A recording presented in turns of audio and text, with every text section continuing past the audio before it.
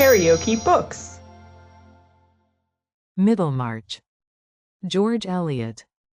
Audiobook. Chapter 60. Good phrases are surely, and ever were, very commendable. Justice Shallow. A few days afterwards, it was already the end of August. There was an occasion which caused some excitement in Middlemarch. The public, if it chose, was to have the advantage of buying, under the distinguished auspices of Mr. Borthrop Trumbull, the furniture, books, and pictures which anybody might see by the handbills to be the best in every kind, belonging to Edwin Larcher, Esq.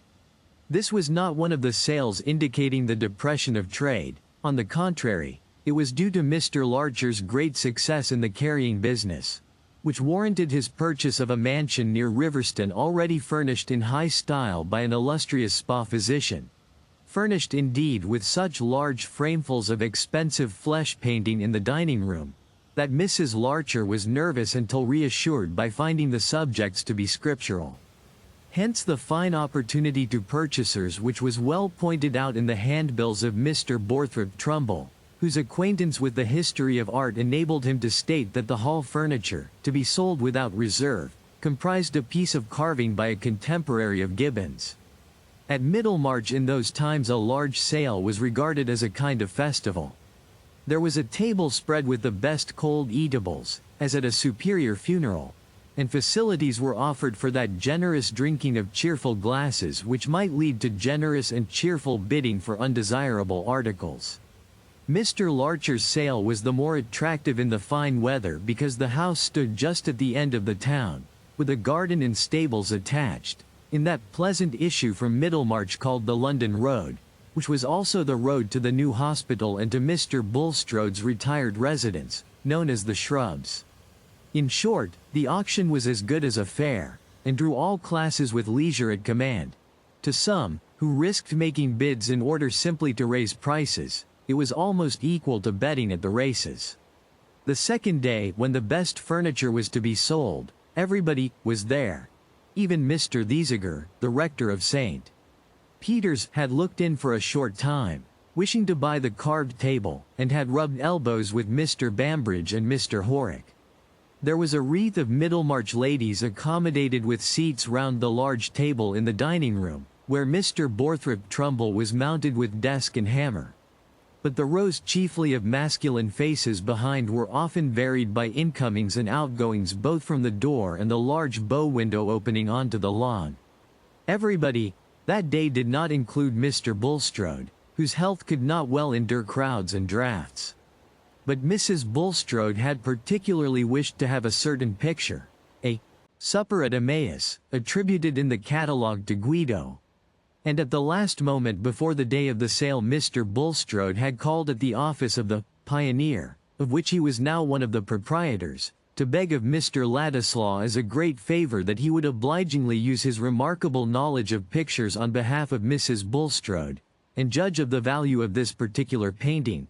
If, added the scrupulously polite banker, attendance at the sale would not interfere with the arrangements for your departure, which I know is imminent. This proviso might have sounded rather satirically in Will's ear if he had been in a mood to care about such satire. It referred to an understanding entered into many weeks before with the proprietors of the paper, that he should be at liberty any day he pleased to hand over the management to the sub-editor whom he had been training, since he wished finally to quit Middlemarch. But indefinite visions of ambition are weak against the ease of doing what is habitual or beguilingly agreeable. And we all know the difficulty of carrying out a resolve when we secretly long that it may turn out to be unnecessary. In such states of mind the most incredulous person has a private leaning towards miracle. Impossible to conceive how our wish could be fulfilled, still, very wonderful things have happened. Will did not confess this weakness to himself, but he lingered. What was the use of going to London at that time of the year? The rugby men who would remember him were not there, and so far as political writing was concerned, he would rather for a few weeks go on with the Pioneer. At the present moment, however, when Mr. Bulstrode was speaking to him, he had both a strengthened resolve to go and an equally strong resolve not to go till he had once more seen Dorothea. Hence he replied that he had reasons for deferring his departure a little, and would be happy to go to the sale. Will was in a defiant mood, his consciousness being deeply stung with the thought that the people who looked at him probably knew a fact tantamount to an accusation against him as a fellow with low designs which were to be frustrated by a disposal of property. Like most people who assert their freedom with regard to conventional distinction, he was prepared to be sudden and quick at quarrel with anyone who might hint that he had personal reasons for that assertion. That there was anything in his blood, his bearing, or his character to which he gave the mask of an opinion. When he was under an irritating impression of this kind, he would go about for days with a defiant look, the color changing in his transparent skin as if he were on the qui-vive, watching for something which he had to dart upon. This expression was peculiarly noticeable in him at the sale, and those who had only seen him in his moods of gentle oddity or of bright enjoyment would have been struck with the contrast. He was not sorry to have this occasion for appearing in public before the Middlemarch tribes of Toller, Hackbut, and the rest, who looked down on him as an adventurer, and were in a state of brutal ignorance about Dante, who sneered at his Polish blood, and were themselves of a breed very much in need of crossing. He stood in a conspicuous place not far from the auctioneer, with a forefinger in each side pocket and his head thrown backward, not caring to speak to anybody, though he had been cordially welcomed as a connoisseur by Mr. Trumbull, who was enjoying the utmost activity of his great faculties. And surely among all men whose vocation requires them to exhibit their powers of speech, the happiest is a prosperous provincial auctioneer keenly alive to his own jokes and sensible of his encyclopedic knowledge. Some saturnine, sour-blooded persons might object to be constantly insisting on the merits of all articles from bootjacks to Bergams. But Mr. Borthrop Trumbull had a kindly liquid in his veins.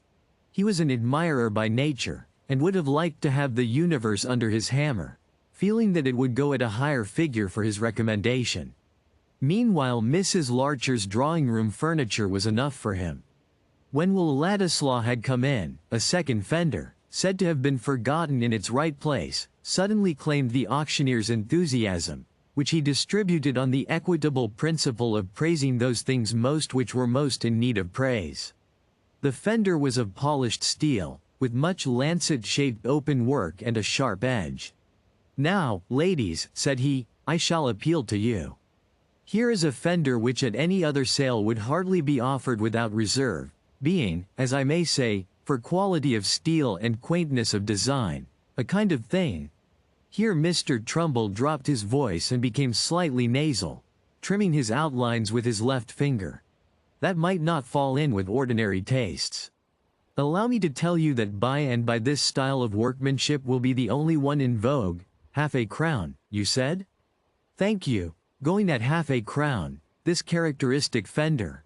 And I have particular information that the antique style is very much sought after in high quarters. 3 shillings, 3 and 6pence, hold it well up, Joseph. Look, ladies, at the chastity of the design. I have no doubt myself that it was turned out in the last century. 4 shillings, Mr. Momsey? 4 shillings? It's not a thing I would put in my drawing-room, said Mrs. Momsey, audibly, for the warning of the rash husband. I wonder at Mrs. Larcher. Every blessed child's head that fell against it would be cut in two. The edge is like a knife. Quite true, rejoined Mr. Trumbull, quickly, and most uncommonly useful to have a fender at hand that will cut. If you have a leather shoe tie or a bit of string that wants cutting and no knife at hand. Many a man has been left hanging because there was no knife to cut him down. Gentlemen, here's a fender that if you had the misfortune to hang yourselves would cut you down in no time. With astonishing celerity, 4 and 6pence, 5 and 6pence, an appropriate thing for a spare bedroom where there was a 4-poster and a guest a little out of his mind. 6 shillings, thank you, Mr. Clintup, going at 6 shillings, gone. The auctioneer's glance, which had been searching round him with a preternatural susceptibility to all signs of bidding, here dropped on the paper before him, and his voice too dropped into a tone of indifferent dispatch as he said, Mr. Clintup. Be handy, Joseph. It was worth 6 shillings to have a fender you could always tell that joke on, said Mr. Clintup, laughing low and apologetically to his next neighbor. He was a diffident though distinguished nurseryman, and feared that the audience might regard his bid as a foolish one. Meanwhile Joseph had brought a trayful of small articles. "Now, ladies," said Mr. Trumbull, taking up one of the articles, "this tray contains a very recherché lot. A collection of trifles for the drawing-room table. And trifles make the sum of human things. Nothing more important than trifles. Yes, Mr. Ladislaw, yes, by and by. But pass the tray round, Joseph. These bijoux must be examined, ladies. This I have in my hand is an ingenious contrivance, a sort of practical rebus, I may call it. Here, you see, it looks like an elegant heart-shaped box, portable, for the pocket. There, again, it becomes like a splendid double flower, an ornament for the table. And now," Mr. Trumbull allowed the flower to fall alarmingly into strings of heart-shaped leaves, "a book of riddles. No less than 500 printed in a beautiful red. Gentlemen, if I had less of a conscience, I should not wish you to bid high for this lot. I have a longing for it myself. What can promote innocent mirth, and I may say virtue, more than a good riddle? It hinders profane language, and attaches a man to the society of refined females. This ingenious article itself, without the elegant domino box, card basket, and sea, ought alone to give a high price to the lot. Carried in the pocket it might make an individual welcome in any society. 4 shillings, sir? 4 shillings for this remarkable collection of riddles with the et ceteras. Here is a sample. How must you spell honey to make it catch ladybirds? Answer, money. You hear? Ladybirds, honey money? This is an amusement to sharpen the intellect. It has a sting. It has what we call satire, and wit without indecency. 4 and 6 pence, 5 shillings. The bidding ran on with warming rivalry. Mr. Bowyer was a bidder, and this was too exasperating. Bowyer couldn't afford it, and only wanted to hinder every other man from making a figure. The current carried even Mr. Horrocks with it, but this committal of himself to an opinion fell from him with so little sacrifice of his neutral expression, that the bid might not have been detected as his but for the friendly oaths of Mr. Bambridge, who wanted to know what Horrocks would do with blasted stuff only fit for haberdashers given over to that state of perdition which the horse-dealer so cordially recognized in the majority of earthly existences. The lot was finally knocked down at a guinea to Mr. Spilkins, a young slender of the neighborhood, who was reckless with his pocket money and felt his want of memory for riddles. "Come, Trumbull, this is too bad. You've been putting some old maid's rubbish into the sale," murmured Mr. Toller, getting close to the auctioneer. "I want to see how the prints go, and I must be off soon." "Immediately, Mr. Toller. It was only an act of benevolence which your noble heart would approve. Joseph. Quick with the prints, lot 235. Now, gentlemen, you who are connoisseurs, you are going to have a treat. Here is an engraving of the Duke of Wellington surrounded by his staff on the field of Waterloo. And notwithstanding recent events which have, as it were, enveloped our great hero in a cloud, I will be bold to say, for a man in my line must not be blown about by political winds, that a finer subject, of the modern order, belonging to our own time and epoch, the understanding of man could hardly conceive. Angels might, perhaps, but not men, sirs, not men." "Who painted it?" said Mr. Powderell, much impressed.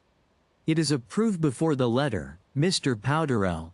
The painter is not known," answered Trumbull, with a certain gaspingness in his last words, after which he pursed up his lips and stared round him.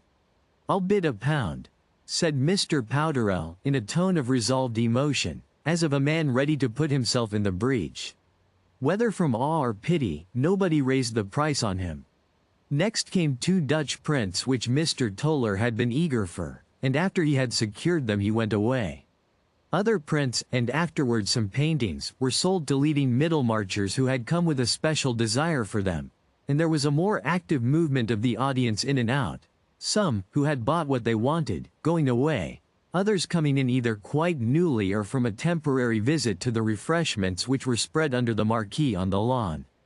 It was this marquee that Mr. Bambridge was bent on buying, and he appeared to like looking inside it frequently, as a foretaste of its possession.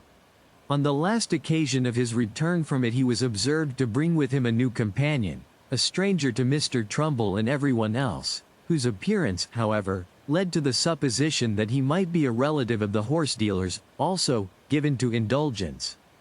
His large whiskers, imposing swagger and swing of the leg, made him a striking figure, but his suit of black, rather shabby at the edges, caused the prejudicial inference that he was not able to afford himself as much indulgence as he liked. "Who is it you've picked up, Bam?" said Mr. Horrocks, aside. "Ask him yourself," returned Mr. Bambridge. "He said he'd just turned in from the road." Mr. Horrocks eyed the stranger, who was leaning back against his stick with one hand, using his toothpick with the other, and looking about him with a certain restlessness apparently under the silence imposed on him by circumstances.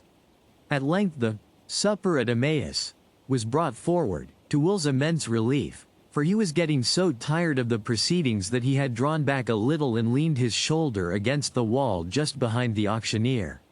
He now came forward again, and his eye caught the conspicuous stranger, who, rather to his surprise, was staring at him markedly. But Will was immediately appealed to by Mr. Trumbull. "Yes, Mr. Ladislaw, yes. This interests you as a connoisseur, I think. It is some pleasure," the auctioneer went on with a rising fervor, "to have a picture like this to show to a company of ladies and gentlemen. A picture worth any sum to an individual whose means were on a level with his judgment. It is a painting of the Italian school, by the celebrated Guido, the greatest painter in the world, the chief of the old masters, as they are called, I take it, because they were up to a thing or two beyond most of us, in possession of secrets now lost to the bulk of mankind. Let me tell you, gentlemen, I have seen a great many pictures by the old masters, and they are not all up to this mark. Some of them are darker than you might like and not family subjects. But here is a Guido. The frame alone is worth pounds, which any lady might be proud to hang up. A suitable thing for what we call a refectory in a charitable institution, if any gentleman of the corporation wished to show his munificence. Turn it a little, sir? Yes. Joseph, turn it a little towards Mr. Ladislaw. Mr. Ladislaw, having been abroad, understands the merit of these things, you observe." All eyes were for a moment turned towards Will, who said, coolly, £5. The auctioneer burst out in deep remonstrance. "Ah, Mr. Ladislaw, the frame alone is worth that. Ladies and gentlemen, for the credit of the town. Suppose it should be discovered hereafter that a gem of art has been amongst us in this town, and nobody in Middlemarch awake to it. 5 guineas, 576, 510. Still, ladies, still. It is a gem, and, full many a gem, as the poet says, has been allowed to go at a nominal price because the public knew no better, because it was offered in circles where there was, I was going to say a low feeling, but no, £6, 6 guineas. A Guido of the first order going at 6 guineas. It is an insult to religion, ladies. It touches us all as Christians, gentlemen, that a subject like this should go at such a low figure, £6 10, 7. The bidding was brisk, and Will continued to share in it, remembering that Mrs. Bulstrode had a strong wish for the picture, and thinking that he might stretch the price to £12. But it was knocked down to him at 10 guineas, whereupon he pushed his way towards the bow window and went out. He chose to go under the marquee to get a glass of water, being hot and thirsty. It was empty of other visitors, and he asked the woman in attendance to fetch him some fresh water. But before she was well gone he was annoyed to see entering the florid stranger who had stared at him.